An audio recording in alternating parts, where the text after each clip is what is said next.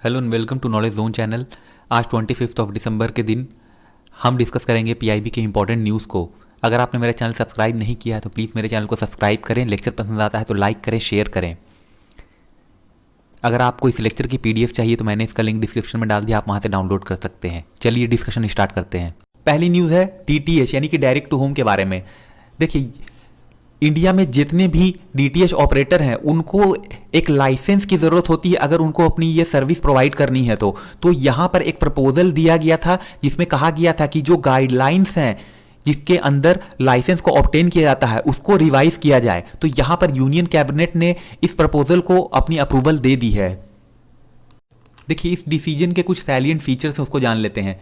देखिए, ये जो लाइसेंस दिया जाता है वो अभी प्रेजेंटली 10 साल के लिए दिया जाता है जो भी डीटीएच ऑपरेटर होते हैं, तो इसको भी यहाँ पर रिवाइज किया गया है और अब जो लाइसेंस दिया जाएगा वो दिया जाएगा for a period of 20 years. इसके अलावा जो लाइसेंस फी है उसको भी रिवाइज किया गया है 10% of GR to 8% of AGR, यानी कि GR कहने का मतलब है कि gross revenue to adjusted gross revenue.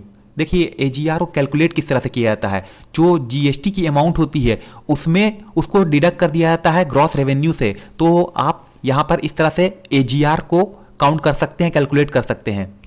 AGR क्या है वो जान लेते हैं। देखिए, टेलीकॉम ऑपरेटर जो होते हैं उनको एक लाइसेंस फी पे करनी पड़ती है और स्पेक्ट्रम चार्जेस उनको देने होते हैं in the form of revenue share. तो ये जो अमाउंट है वो सेंटर को इनको देना पड़ता है। तो इस रेवेन्यू अमाउंट जिसको यूज किया जाता है to calculate the revenue share, उसी को यहाँ पर AGR यानी कि एडजस्टेड ग्रॉस रेवेन्यू कहा जाता है।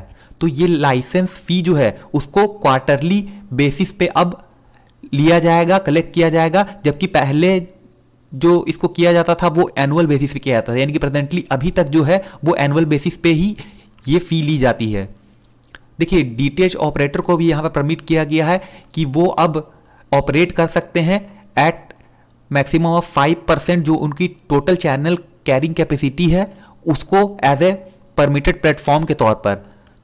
तो यहाँ पर उनको अब एक non refundable one time registration fee भी पे करनी होगी जिसकी अमाउंट है 10,000 पर चैनल। तो ये जो अमाउंट है वो डीटीएच ऑपरेटर को अब पे करना होगा। इसके अलावा जो इंफ्रास्ट्रक्चर शेयरिंग थी उसको भी यहाँ पर रिवाइज किया गया है और अब वॉलेंटरी बेसिस पर डीटीएच ऑपरेटर अपनी जो ट्रांसपोर्ट सिस्टम है ऑफ टीवी चैनल्स उसको अब शेयर कर सकते हैं। इसके अलावा जो कैप है 49% FDI की जो कि एग्जिस्टिंग डीटीएच गाइडलाइन में है उसको भी अलाइन कर दिया गया है। गवर्नमेंट की जो पॉलिसी है FDI को लेकर के यानी फॉरेन डायरेक्ट इन्वेस्टमेंट को लेकर के उससे अलाइन किया गया है। तो ये डिसीजन जो है वो आएगा जब ये जो रिवाइज गाइडलाइन है डीटीएच की वो आएगी उसके साथ, जिसको कि इशू किया जाएगा ministry of information and broadcasting के द्वारा। अगली न्यूज़ है merger of 5 film media unit के बारे में। तो यहाँ पर जो फिल्म मीडिया यूनिट्स हैं जिसमें कि film division, directorate of film festival, national film archives of India and children film society India with national film development corporation limited, ये सारे शामिल हैं। तो इनके मर्जर की अप्रूवल जो है वो यूनियन कैबिनेट के द्वारा दी गई है। देखिए, मर्जर जो किया जा रहा है फिल्म मीडिया यूनिट का वन कॉर्पोरेशन के अंदर, इससे क्या होगा, जो भी कन्वर्जेंस है इनकी एक्टिविटी को वो कन्वर्ज हो जाएगी और जो भी इनकी एक्टिविटी है वो कन्वर्ज होगी और जो रिसोर्सेज हैं उनका बेहतर तरीके से कोऑर्डिनेशन किया जाएगा। इसके अलावा जो एफिशिएंसी है वो इजीली अचीव की जाएगी जो मीडिया यूनिट है उनकी। तो फिल्म डिवीजन के बारे में पहले जान लेते हैं। देखिए, फिल्म डिवीजन एक सब ऑर्डिनेट ऑफिस है ministry of information and broadcasting की, जिसको कि 1948 में स्टैब्लिश किया गया था। देखिए, इसका मकसद क्या था? इसका मकसद था कि जो भी गवर्नमेंट प्रोग्राम्स है उसकी एक तरह से पब्लिसिटी की जाए और जो सिनेमैटिक रिकॉर्ड है इंडियन हिस्ट्री की उसको पब्लिसाइज किया जाए। देखिए, ये जो फिल्म डिवीजन है वो डॉक्यूमेंट्रीज और न्यूज मैगजीन को प्रोड्यूस करता है। अब जान लेते हैं चिल्ड्रन फिल्म सोसाइटी के बारे में। देखिए, ये एक ऑटोनोमस ऑर्गेनाइजेशन है जिसको कि 1955 में फाउंड किया गया था अंडर सोसाइटी एक्ट।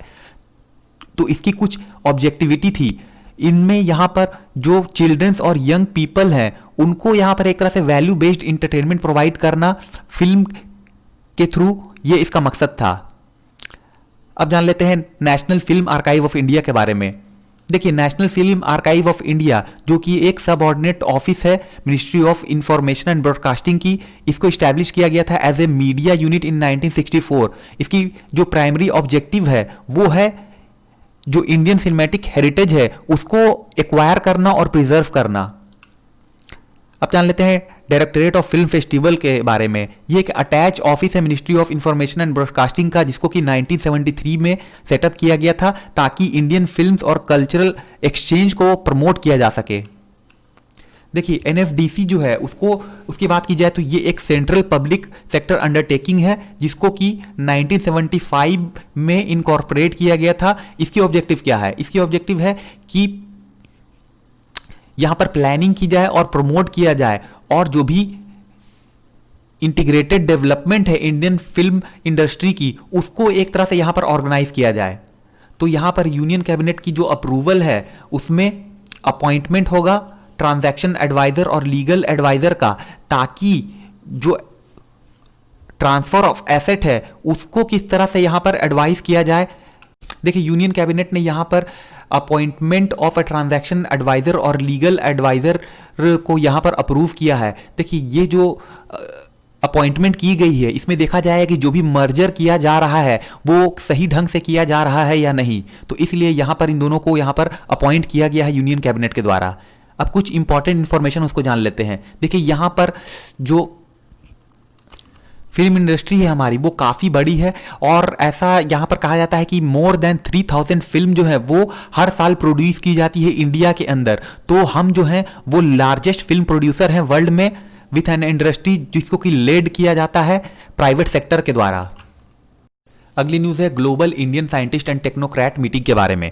तो यहाँ पर डॉक्टर हर्षवर्धन ने global Indian scientist and technocrat की मीटिंग को इनॉग्रेट किया और इसको ऑर्गेनाइज किया गया as a part of Indian international science festival 2020 के तौर पे। तो यहाँ पर डॉक्टर हर्षवर्धन ने कुछ चीज़ें ऑब्जर्व की है। उन्होंने कहा कि इंडियन डायस्पोरा जो है वो काफ़ी ब्लेस्ड है, वो जहाँ कहीं भी रहता है ना सिर्फ वहाँ की कंट्री के लिए कंट्रीब्यूट करता है बल्कि उनकी जो ईगरनेस है अपने नॉलेज को शेयर करने की, अपने एक्सपीरियंस को शेयर करने की, वो इस तरह है कि वो जो पेस है इंडिया के डेवलपमेंट का उसको भी यहाँ पर एक्सेलरेट करने का काम करता है।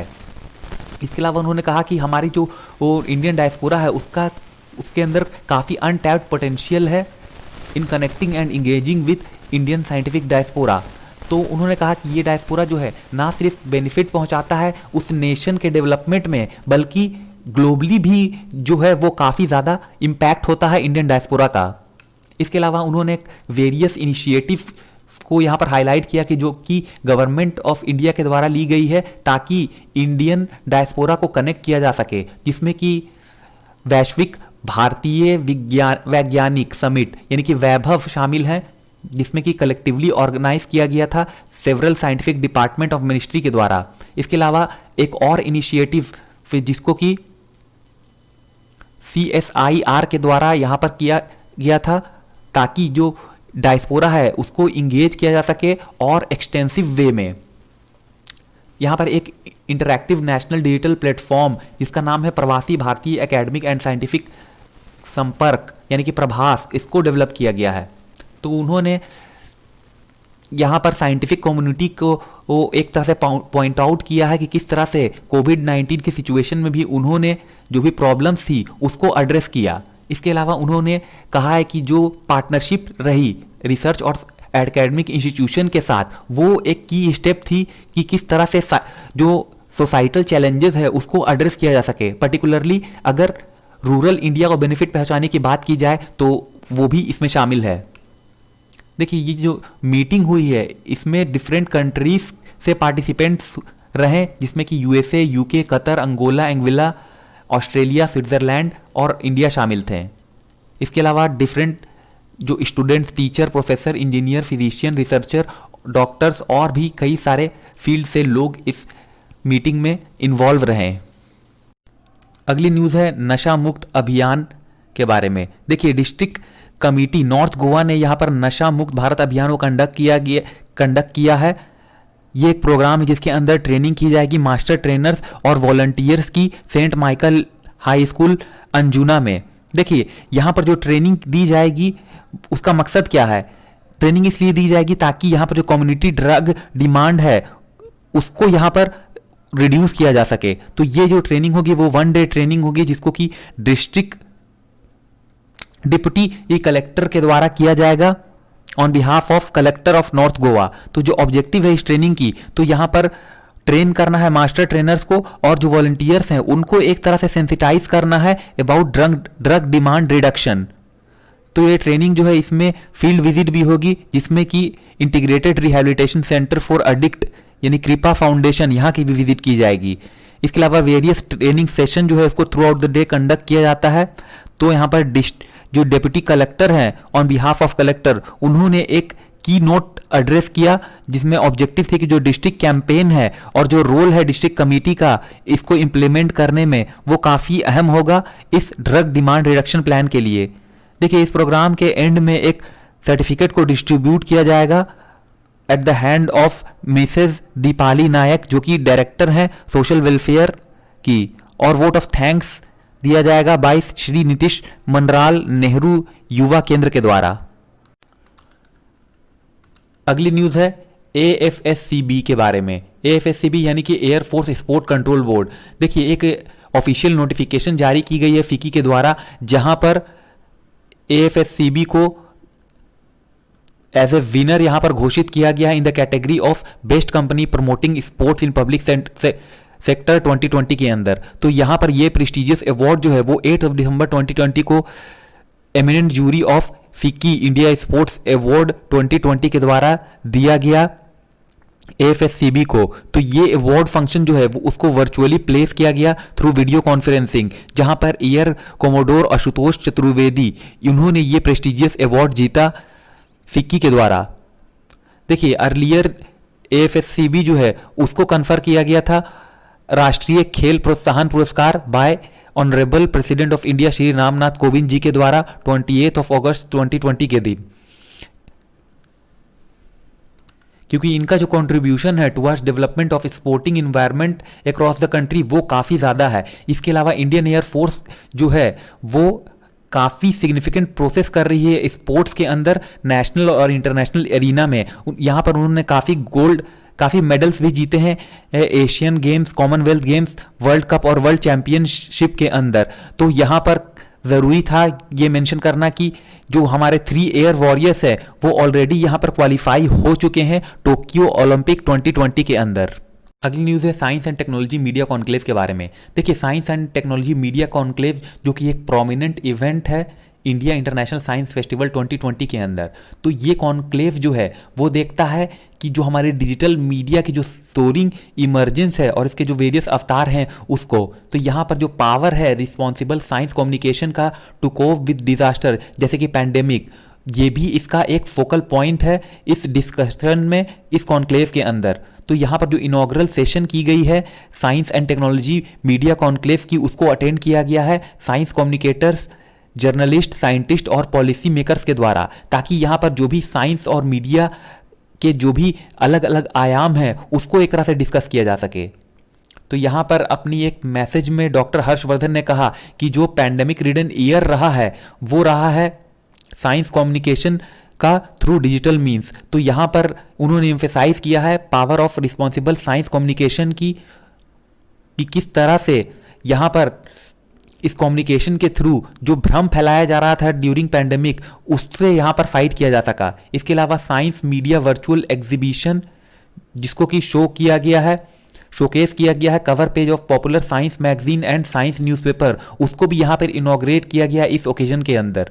तो यहाँ पर पैनल डिस्कशन जो किया गया science news in the media, जहाँ पर पास्ट, प्रेजेंट और फ्यूचर स्पीकर्स हाईलाइट करते हैं कि किस तरह से फेक न्यूज़ से कॉम्बैट करना है, एक तरह की चैलेंज, एक तरह का समस्या बन चुका है। इसके अलावा उन्होंने जो बैकड्रॉप है of lot of miss information जो कि सोशल मीडिया पे शेयर किया गया कोविड-19 के दौरान, उसको भी एक तरह से डिस्कस किया।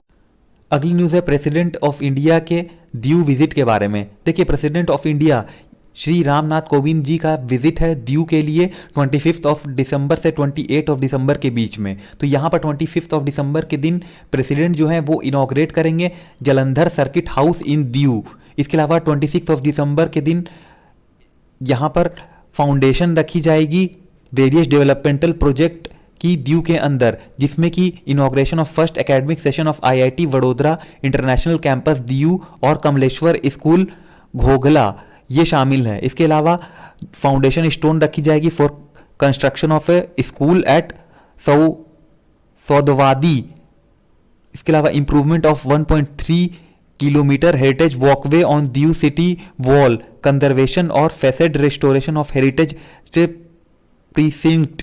इसके अलावा कई सारे प्रोजेक्ट हैं जिसको इनके द्वारा यहाँ पर इनॉग्रेट किया जाएगा। तो यहाँ पर 27 दिसंबर 2020 के दिन प्रेसिडेंट जो है वो विजिट करेंगे दीव फोर्ट में, ताकि जो लाइट और साउंड शो है इसको इनॉग्रेट किया जा सके। इसके अलावा 28 दिसंबर के दिन फिर से प्रेसिडेंट जो हैं वो दोबारा दिल्ली लौट जाएंगे। तो ये थी आज की सारी news. Thank you very much for discussion.